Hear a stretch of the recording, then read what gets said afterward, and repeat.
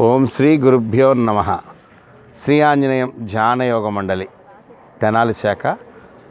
ఈ నిష్కామ కర్మయోగం పట్టణ పేద నిరాశ్రయుల ఆశ్రమం పోస్ట్ స్వచ్ఛంద సేవా సంస్థ మహేష్ కాలనీ బాలాజీరావుపేటలో, మహేంద్ర కాలనీ బాలాజీరావుపేటలో ఏర్పాటు చేయడం జరిగింది.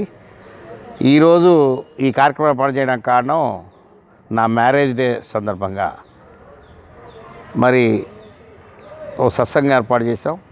ప్రధానంగా ఇలాంటి సత్సంగాలు ఏర్పాటు చేయడం ద్వారా ఏ కాజ్ వల్ల అయితే మనం ఈ ఆశ్రమంలో అన్నదానం చేస్తున్నామో ఆ కాజ్ యొక్క పూర్వాపరాలు తెలుసుకోవాలి.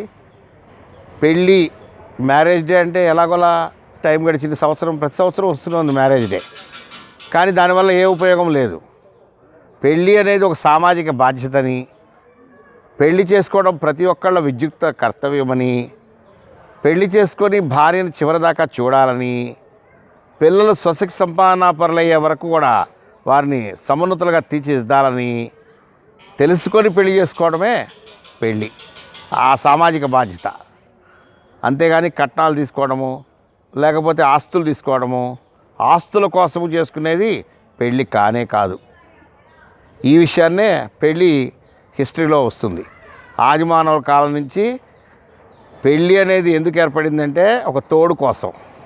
అలాగే ఆ బ్రహ్మముడితో ఒకటైన భార్యాభర్తలు సాక్షిభూతంగా సమాజం మొత్తాన్ని కూడా సాక్షిగా పిలవాలి. ఇందులో కాన్సెప్ట్ అంతవరకే. 100 ఏళ్ళు వాళ్ళు సుఖంగా బతకడానికి వచ్చిన బంధుమిత్రులంతా కూడా వస్తువులు, గృహోపకరణాలు ఇస్తారు. దాన్నే కట్నములు అనే పదం వాడారు.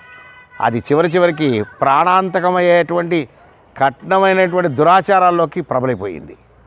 కాబట్టి ఈ రోజున ఆ దురాచారం పోవాలి అంటే మనం తల్లిదండ్రులంతా కూడా మీ పిల్లలకి మేము కట్నములు తీసుకోము, కట్టకానుకలు కోరము అని ప్రతి మగపిల్లవాడి తండ్రి కూడా చెప్పినట్లయితే అద్భుతమైనటువంటి న్యాయశాస్త్రము, ఆధ్యాత్మిక శాస్త్రము, మన చరిత్ర, హైందవ ధర్మము అనుసంధానం అవుతుంది.